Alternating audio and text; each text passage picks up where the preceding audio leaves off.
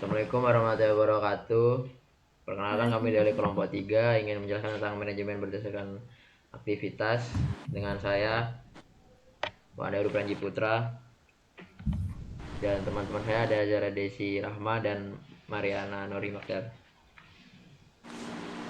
Oke, lanjut untuk pembahasan yang pertama itu ada manajemen biaya berdasarkan aktivitas. Ini tuh manajemen biaya berdasarkan aktivitas itu kayak pendekatan untuk seluruh sistem yang terintegrasi dan berfokus pada perhatian manajemen atas berbagai aktivitas dengan meningkatkan nilai bagi pelanggan dan laba yang dicapai dengan mewujudkan nilai. Tujuan dari manajemen biaya berdasarkan aktivitas ini ialah menghitung biaya produk secara lebih akurat, dan kedua mengidentifikasi aktivitas yang tidak memberi nilai tambah, dan yang ketiga itu ada meningkatkan efisiensi operasional, yang keempat membantu pengambilan keputusan manajemen, yang kelima itu mengendalikan biaya overhead. Gitu Pak. Lanjut ke oke. Berarti di mana manajemen biaya berdasarkan aktivitas itu ada dua dimensi, yaitu ada dimensi biaya dan dimensi proses. Dimensi biaya itu kayak manajemen memberikan informasi biaya mengenai berbagai sumber daya, aktivitas, dan objek biaya yang menjadi perhatian seperti produk, pelanggan, pemasok, dan saluran distribusi. Tujuan dari dimensi ini itu untuk memperbaiki akurasi dari pembebanan biaya tersebut. Dan selanjutnya dimensi proses. Ini manajemen memberikan informasi mengenai aktivitas apa saja yang dilakukan dan mengapa aktivitas tersebut harus dilakukan dan seberapa baik aktivitas dari dimensi proses tersebut. Dan kalau kalian melihat dari sini itu ada gambar, ini adalah gambar dari dimensi tersebut. Dimensi biaya itu dari sumber daya, terus dilakukannya aktivitas menjadi produk dan pelanggan. Kalau dimensi proses itu kayak informasi dari aktivitas, dari analisis dimensi aktivitas, lanjut ke analisis kinerjanya. Lanjut kak. Dan untuk mengimplementasikan manajemen biaya ini itu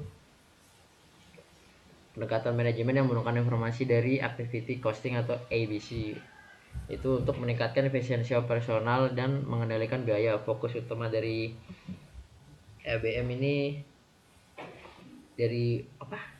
fokus utama dari manajemen biaya aktivitas ini atau ABM adalah untuk mengelola aktivitas agar perusahaan lebih efektif dan dapat menekan biaya. Jadi itu kayak tujuan dari keseluruhan ABM ini untuk meningkatkan profit dari perusahaan tersebut. Jadi kalian lihat ini di gambar tersebut ada, atau kalian masih bingung, ada di halaman 226 dari model implementasi ABM. Jadi mohon maaf kalau kurang kelihatan terjelas ya.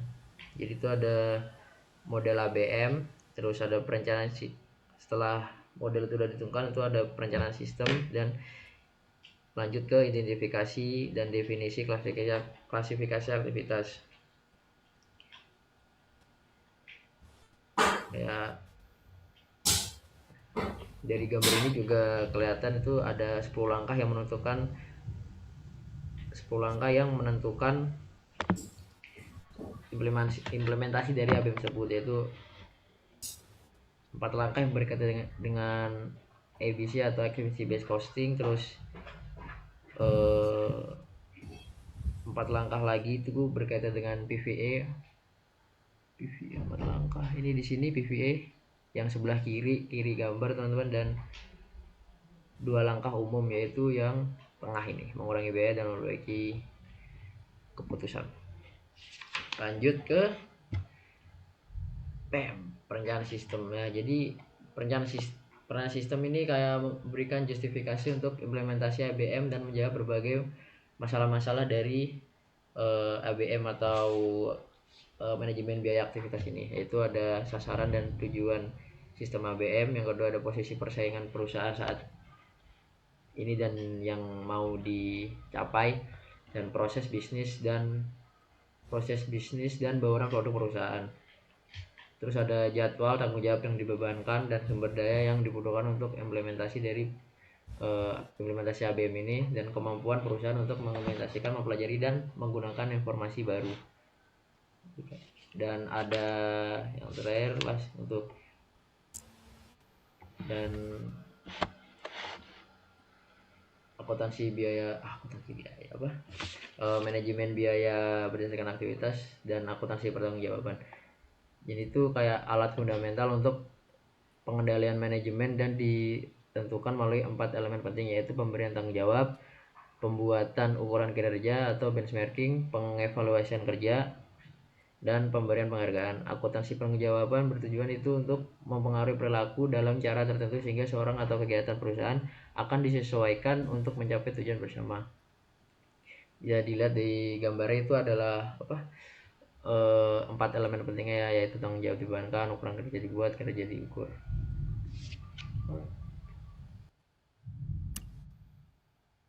Baik, yang selanjutnya itu mengenai analisis proses. Nah, analisis proses itu sendiri adalah cara untuk melihat dan menilai bagaimana aktivitas yang dilakukan dalam suatu perusahaan. Intinya itu, nilai analisis ini cara untuk menilai aktivitas yang dilakukan di sebuah perusahaan tersebut. Nah, tujuan adanya analisis proses ini untuk yang pertama untuk mengetahui aktivitas apa saja yang dilakukan dalam proses bekerja. Kemudian yang kedua, melihat apakah aktivitas tersebut memberikan nilai bagi perusahaan atau tidak. Yang ketiga itu meningkatkan kinerja dan efisiensi perusahaan secara keseluruhan. Nah, intinya itu perusahaan tidak hanya melihat berapa besarnya biaya yang dikeluarkan, tapi juga melihat aktivitas apa saja yang menyebabkan biaya tersebut itu muncul. Selanjutnya, analisis penggerak atau pencairan akar pemicu. Nah, analisis penggerak ini bertujuan untuk menemukan penyebab utama atau akar pemicu dari sebuah aktivitas dan biaya. Nah, ini dalam analisis ini terdapat input. Input itu adalah sumber daya yang dilakukan untuk melakukan aktivitas. Misalnya, kayak aktivitasnya membuat program komputer, maka itu nanti inputnya ada tenaga kerjanya dan tenaga kerja dan programmernya, kemudian komputer, kertas, printer. Nah, untuk outputnya itu sendiri yaitu hasil dari aktivitas tersebut, kayak misalnya aktivitas menulis program itu program komputer yang setelah selesai dibuat. Selanjutnya, analisis aktivitas. Analisis aktivitas adalah proses mempelajari aktivitas yang dilakukan sebuah perusahaan tersebut. Nah, analisis aktivitas itu untuk mengidentifikasi aktivitas yang dilakukan perusahaan tersebut. Yang kedua, menjelaskan aktivitas tersebut. Yang ketiga, mengevaluasi aktivitas. Nah, dalam analisis aktivitas ini harus menjawab 4 hal. Yang pertama, aktivitas apa saja yang dilakukan dan berapa banyak orang yang melakukan aktivitas tersebut. Kemudian berapa waktu dan sumber daya yang digunakan. Kemudian apakah aktivitas tersebut memberikan nilai bagi perusahaan. Nah, dari analis aktivitas ini mempunyai 2 atau dibagi menjadi 2, yaitu yang pertama aktivitas nilai pertambah. Nah, apa sih nilai aktivitas pertambah? Itu aktivitas yang bernilai tambah, aktivitas yang benar-benar diperlukan untuk membuat produk atau sebuah jasa. Ciri-cirinya itu mengubah bentuk atau kondisi produknya itu sendiri. Yang kedua, tidak bisa dilakukan oleh aktivitas sebelumnya. Yang ketiga, mendukung proses produksi selanjutnya. Kayak misalnya contoh perusahaan membuat silinder hidrolik. Itu kan prosesnya ada memotong pipa, membentuk pipa, kemudian mengelas pipa. Nah, aktivitas ini termasuk aktivitas bernilai tambah karena apa? Dapat mengubah bentuk bahan, kemudian diperlukan untuk proses selanjutnya. Nah, yang kedua itu ada aktivitas nilai tak bertambah. Itu adalah aktivitas yang tidak memberikan manfaat langsung kepada produk tersebut, tapi tetap menghabiskan waktu dan biaya. Misalnya kayak memindahkan barang dari satu tempat ke tempat lain, kemudian menunggu proses produksi berikutnya, kemudian penyimpanan barang terlalu lama, ada pemeriksaan produk juga, apakah produk itu cacat atau tidak, kemudian memperbaiki barang yang rusak. Nah, dalam aktivitas ini dinilai dianggap pemborosan karena tidak meningkatkan kualitas produk bagi pelanggan. Kayak misalnya yang sering terjadi itu penjadwalan, menentukan kapan produk itu dibuat. Kan misalnya kalau ada open PO itu kan orang yang mau-mau aja yang mau nunggu itu kan kalau mau nunggu ya kalau mau beli ya nunggu berarti harus sabar gitu. Selanjutnya ada pengurangan biaya. Nah, itu perusahaan harus melakukan perbaikan agar biayanya semakin kecil. Itu namanya pengurangan biaya. Nah, salah satu metode yang digunakan yaitu biaya Kaizen. Tujuan utamanya itu untuk menghasilkan produk dengan biaya serendah mungkin dan meningkatkan efisiensi proses produksi. Nah, dalam pengurangan biaya ini terdapat analisis aktivitas dapat mengurangi biaya melalui 4 cara. Yang pertama, eliminasi aktivitas itu dengan cara menghilangkan aktivitas yang tidak bernilai tambah. Kemudian ada pemilihan aktivitas dengan memilih aktivitas yang paling efisien. Kemudian pengurangan aktivitas dengan mengurangi frekuensi aktivitas yang tidak perlu. Kemudian yang terakhir itu penyatuan aktivitas dengan menggabungkan beberapa aktivitas agar lebih efisien. Selanjutnya itu terdapat pemilihan aktivitas dan pengurangan biaya. Setiap strategi desain produk itu memerlukan rangkaian aktivitas yang berbeda-beda. Perbedaan aktivitas ini menyebabkan perbedaan biaya. Maka dari itu, perusahaan harus memilih strategi yang menghasilkan biaya yang paling rendah tanpa mengurangi kualitasnya. Nah, pada konsep kajian ini digunakan untuk melakukan perbaikan terus-menerus dengan cara merancang ulang produk atau proses agar aktivitas itu menjadi lebih murah dan efisien. Nah, pengurangan biaya ini dilakukan dengan tujuan untuk mengurangi tenaga, waktu, dan sumber daya yang digunakan dalam aktivitas. Yang selanjutnya itu mengenai pernyataan aktivitas dan efisiensi. Efisiensi aktivitas dapat ditinggalkan melalui economy of scale, yaitu meningkatkan jumlah aktivitas atau produksi tanpa menambah biaya secara signifikan, sehingga biaya per unit menjadi lebih rendah. Nah, terdapat contoh produk baru dapat dirancang menggunakan komponen yang sudah digunakan pada produk sebelumnya, sehingga perusahaan tidak perlu membuat aktivitas baru. Nah, selanjutnya mengenai pengukuran kinerja aktivitas. Kinerja aktivitas digunakan untuk menilai seberapa baik suatu aktivitas yang digunakan. Seperti yang sudah saya sampaikan tadi pada awal, yaitu ada tujuan dalam analisis proses itu kan ada mengetahui aktivitas apa saja yang dilakukan dalam proses kerja. Nah, ini salah satunya untuk menilai seberapa baik suatu aktivitas itu dilakukan. Ukuran kinerja ini penting bagi manajemen. Tujuannya untuk meningkatkan profitabilitas di sebuah perusahaan tersebut. Nah, dalam pengukuran kinerja aktivitas ini mencakup dua jenis, yaitu yang pertama ada ukuran keuangan dan yang kedua ukuran non-keuangan. Kemudian ada tujuannya untuk menilai, yaitu efisiensi aktivitas, yang kedua kualitas hasil aktivitas, dan yang ketiga waktu yang dibutuhkan dalam aktivitas.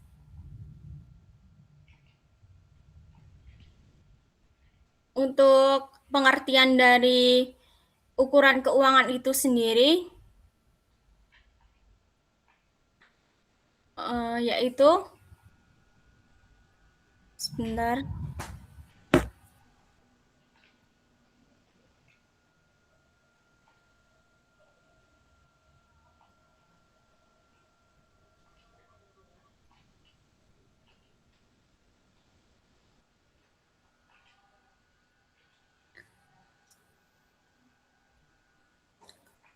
Nah, kalau ukuran keuangan itu kayak ukuran kinerja yang dinilai berdasarkan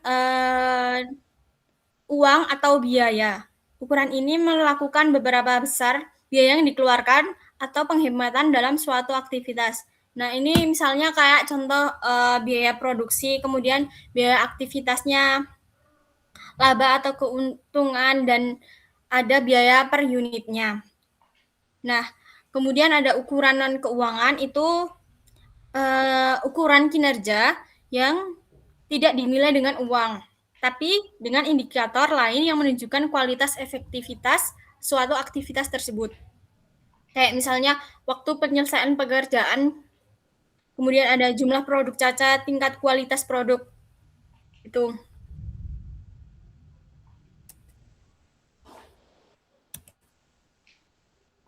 Selanjutnya, mengenai pelaporan biaya bernilai tambah dan tidak bernilai tambah. Nah, aktivitas dalam perusahaan itu dibagi menjadi dua. Yang pertama itu aktivitas bernilai tambah. Nah, itu maksudnya aktivitas yang benar-benar memberikan nilai pada produk atau jasa yang diinginkan oleh pelanggan. Yang kedua, ada aktivitas tak bernilai tambah, yaitu aktivitas yang tidak menambah nilai produk, seperti kayak pekerjaan ulang, penyetelan ulang, dan pengawasan berlebih. Yang terakhir, itu mengenai peran standar Kaizen, itu standar yang digunakan untuk menetapkan target pengurangan biaya secara berkelanjutan. Nah, itu prosesnya mengikuti siklus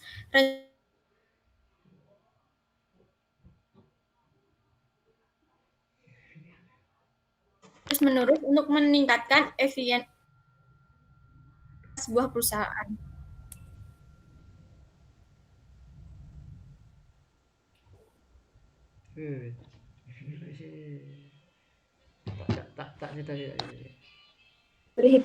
Selanjutnya, perhitungan biaya pelanggan dan pemasok berdasarkan aktivitas.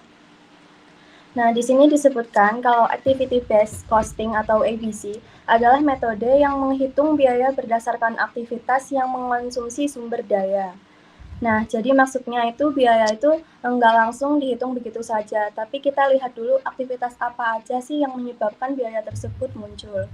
Nah, metode ini biasanya digunakan untuk mengetahui biaya pelayanan, biaya pelanggan, biaya yang ditimbulkan oleh pemasok, dan juga supaya informasi biaya yang didapat itu lebih akurat. Nah, dengan informasi tersebut, manajemen bisa lebih mudah menentukan harga yang tepat, mengevaluasi pelanggan dari pemasok, dan juga meningkatkan profitabilitas perusahaan. Next. Nah, selanjutnya di slide ini tuh dijelaskan tentang perhitungan biaya pelanggan berdasarkan aktivitas. Dalam metode ABC, pelanggan dianggap sebagai objek biaya karena setiap pelanggan bisa menggunakan aktivitas perusahaan dengan cara yang berbeda. Contohnya di sini ada beberapa aktivitas pelanggan seperti pemrosesan pesanan, pengiriman barang, aktivitas penjualan, dan evaluasi kredit pelanggan. Nah, aktivitas-aktivitas ini tuh sebenarnya membutuhkan sumber daya perusahaan, jadi otomatis menimbulkan biaya. Karena itu, biaya dari aktivitas tersebut kemudian dibebankan kepada pelanggan berdasarkan penggerak aktivitas, misalnya jumlah pesanan atau jumlah tindakan penjualan. Next. Di slide ini dijelaskan tentang perhitungan biaya pelanggan versus harga pokok produk. Di sini disebutkan kalau pembebanan biaya layanan pelanggan dilakukan dengan cara yang sama seperti pembebanan biaya produksi pada produk.